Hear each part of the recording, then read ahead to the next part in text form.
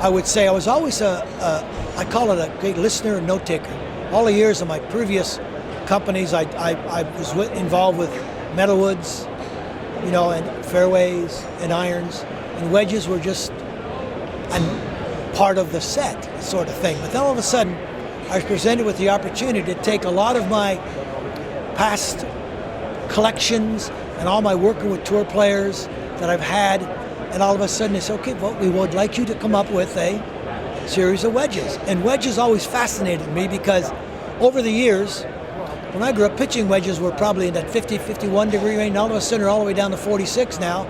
So there was a big gap created there from your, say, strong pitching wedge, which we have now, to all the way to sand wedges and lob wedge. So I saw a very good market there.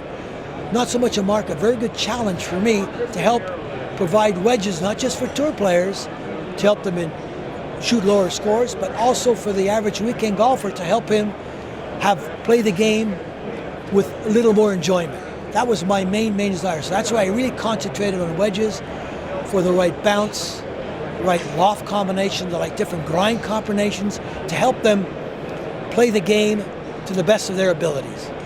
In my mind, being, I call a perfectionist, is probably one of my, call it a fault if you will. I am never happy with any product that I design. I'm satisfied, but not being perfect. I used to think perfection, I could achieve it, but so far I have not achieved it, and I'm going to continue, Lord willing, as long as I live, to try to achieve that perfect wedge. But that continually changes with all the different knowledge and input that I get from various tour players all over the world, as well as even the average weekend golfer. I learn all the time.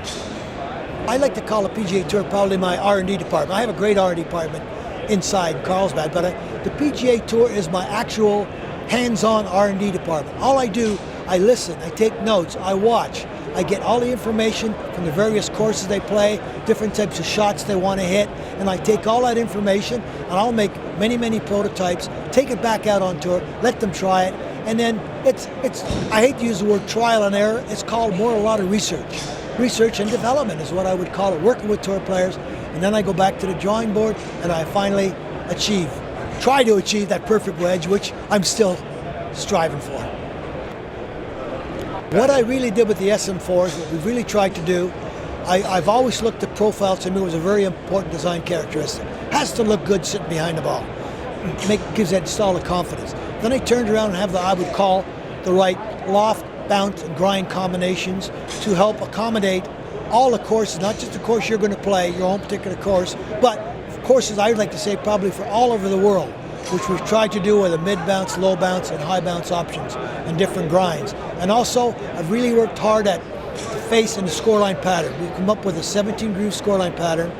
We originally lost 3,000 RPMs for what I call a condition of competition, which was established by the RNA and, of course, the USGA. We've lost probably anywhere between, I would say, 30 to 50%, maybe up to 3,000 RPMs in shots that are rough.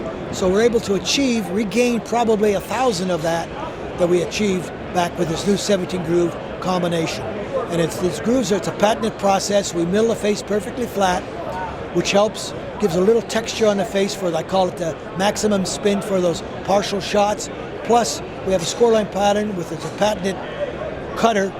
It was actually milled, sawmilled, spin milled, we call it, into the face. The groove is to the actual conforming. It's all our wedges are conforming to the rules of golf, again established by the RNA.